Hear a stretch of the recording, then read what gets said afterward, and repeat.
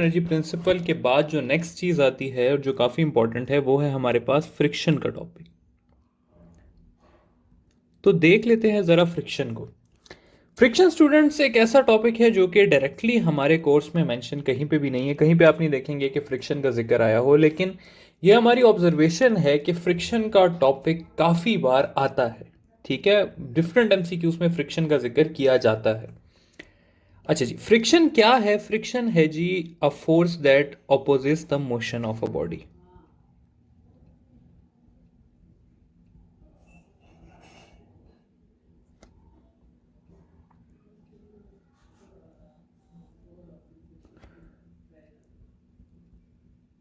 ठीक है, for example मैं कहता हूं कि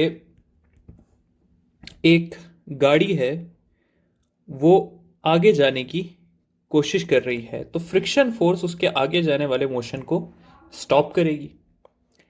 एक बॉल है, उसे मैं ड्रॉप करता हूं, ठीक है, तो हवा की एयर रेजिस्टेंस इस केस में उसके मोशन को स्टॉप करेगी और हम कहेंगे कि ये एक फ्रिक्शनल फोर्स है।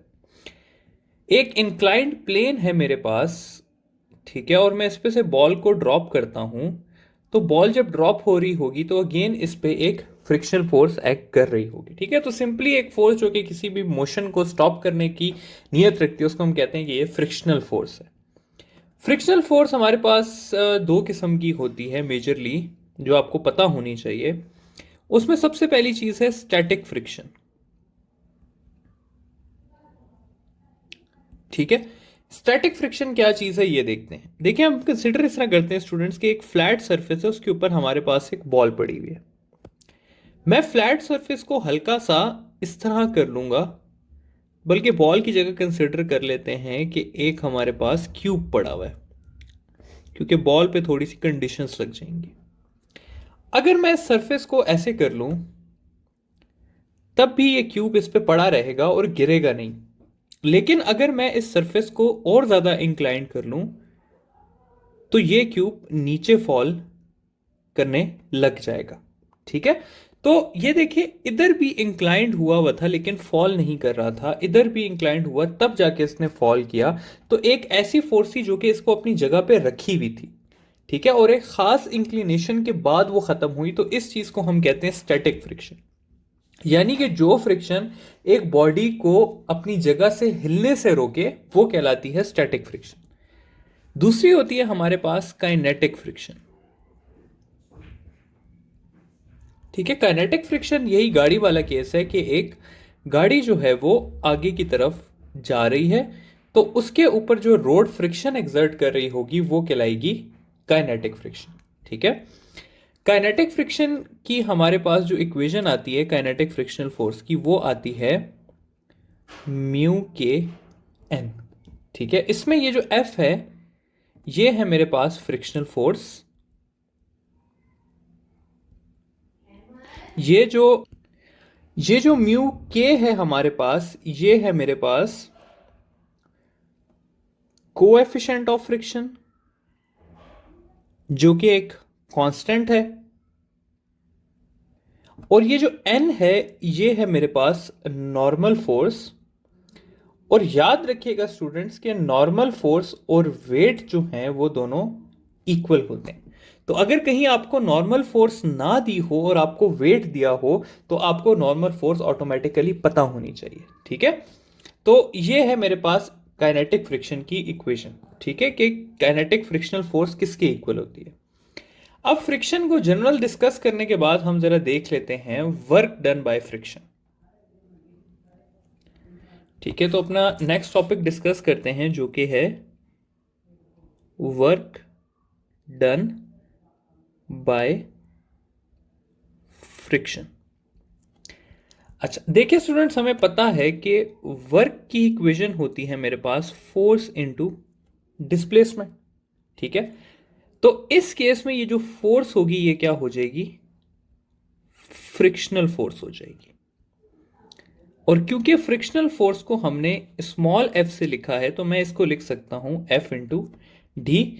और यहां पर ये जो एफ है ये इक्वल है म्यू के एन के, जैसा कि अभी हम ऑलरेडी पढ़ चुके हैं। ठीक है, अब इसमें जो याद रखने की बातें हैं जो एमसीक्यूज के हिसाब से बहुत इंपॉर्टेंट हैं, उसमें सबसे पहली बात यह है कि फ्रिक्शनल जो वर्क होता है इज ऑलवेज नेगेटिव। और ऑलवेज नेगेटिव क्यों होता है? क्योंकि इसमें जो फोर्स और डिस्प्लेसमेंट का एंगल होता है वो 180 डिग्री होता है। फॉर एग्जाम्पल, वही अपनी गाड़ी वाले सिनेरियो कंसिडर करते हैं कि गाड़ी जो है वो आगे की तरफ जा रही है, यानी कि उसकी डिस्प्लेसमेंट जो है वो इस तरफ है, तो उसकी जो फ्रिक्शनल फोर्स होगी वो इस तरफ होगी, और दोनों के बीच में एंगल कितना होगा? 180 डिग्री। और 180 डिग्री के लिए हमारे पास थीटा होता है -1। तो पहली चीज जो हमने पढ़ ली वो हमने पढ़ लिया कि work done by friction is always negative. ठीक है, ये बात आप लोगों ने हमेशा याद रखनी है कि फ्रिक्शन का वर्क किसी सूरत में पॉजिटिव नहीं होता। ठीक है, अगली जो चीज हमें आनी चाहिए जो काफी इंपॉर्टेंट है वो है हमारे इस टॉपिक की लास्ट चीज जो कि है work energy principal.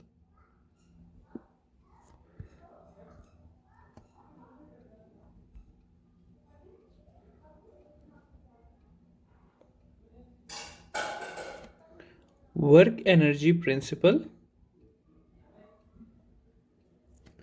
With frictional work.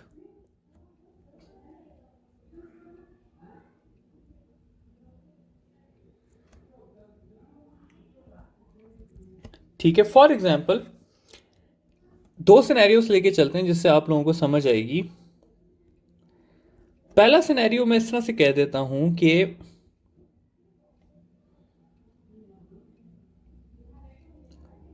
100 joule of work is done on a car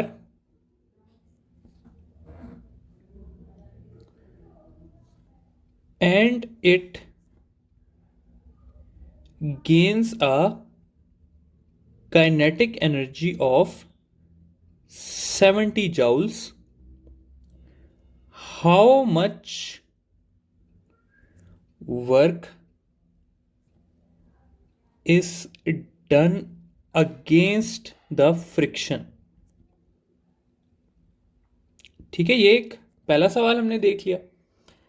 एक और सवाल कर लेते हैं जी कि एक ball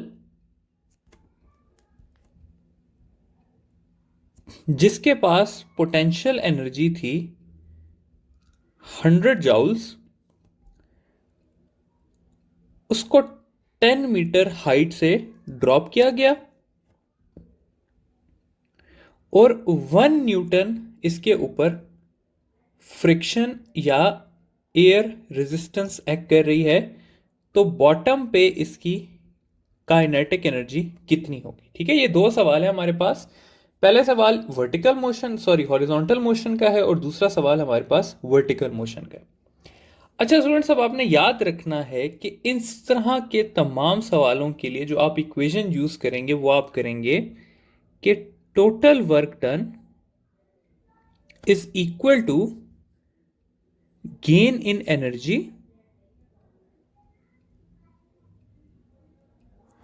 plus work done against friction. और यह याद रखना है कि यहां पर आपने माइनस साइन स्टूडेंट्स यूज नहीं करना। अच्छा, क्योंकि अगर आप लोगों ने माइनस साइन यूज किया तो आपके आंसर्स गलत आ जाएंगे। ये मैंने देखा है कि कुछ स्टूडेंट्स कहते हैं कि वर्क डन हमेशा नेगेटिव है, तो नेगेटिव स्टूडेंट्स असल में शो कर रहा है direction between force and displacement, उसकी मैग्नीट्यूड वाइज कोई सिग्निफिकेंस नहीं है। ठीक है, तो आपने इसमें वर्क डन अगेंस्ट फ्रिक्शन के साथ माइनस नहीं लगाना होता। अच्छा, अब अगर हम इन दो क्वेश्चंस को देखें इस इक्वेशन के हिसाब से तो कुछ इस तरह से बन जाएगा कि पहले सवाल में हम लिखेंगे total work done is equal to gain in kinetic energy, क्योंकि इसमें काइनेटिक एनर्जी का जिक्र हुआ है यहां पे, plus work done against friction. हमने फाइंड करना है वर्क डन अगेंस्ट फ्रिक्शन, तो वो हो जाएगा total work done minus gain in kinetic energy. Total work done है हमारे पास 100 जूल और काइनेटिक एनर्जी है 70, तो इसका आंसर आ जाएगा 30 जूल्स। ठीक है, अब अगला जो सिनेरियो है उसमें हमें वर्क डन अगेंस्ट फ्रिक्शन नहीं दिया हुआ, तो हमें सबसे पहले वो फाइंड करना है, ठीक है। तो वो हमने किस तरह फाइंड करना है, वो हमने फाइंड करना है फोर्स इनटू डिस्प्लेसमेंट से। फोर्स है हमारे पास 1, डिस्प्लेसमेंट है 10 मीटर, तो ये हो जाएगा 10 जूल्स। अब वही सारा सिनेरियो के total work done is equal to gain in energy plus work done against friction. यहां पे टोटल जो वर्क डन है वो इक्वल टू पोटेंशियल एनर्जी है, तो ये हो जाएगा potential energy is equal to gain in kinetic energy plus work done against friction. हमने फाइंड करना है स्टूडेंट्स यहां पे काइनेटिक एनर्जी, तो वो हो जाएगी potential energy minus work done against friction. तो पोटेंशियल एनर्जी है 100, फ्रिक्शन के अगेंस्ट वर्क डन है 10, तो इसका आंसर आ जाएगा मेरे पास 90 जूल्स। के नीचे आके बॉल की काइनेटिक एनर्जी कितनी होगी, 90 जूल्स होगी। तो आई होप कि ये चीज़ आपको समझ आ गई होगी कि किस तरह से हमने ये सब करना होता है।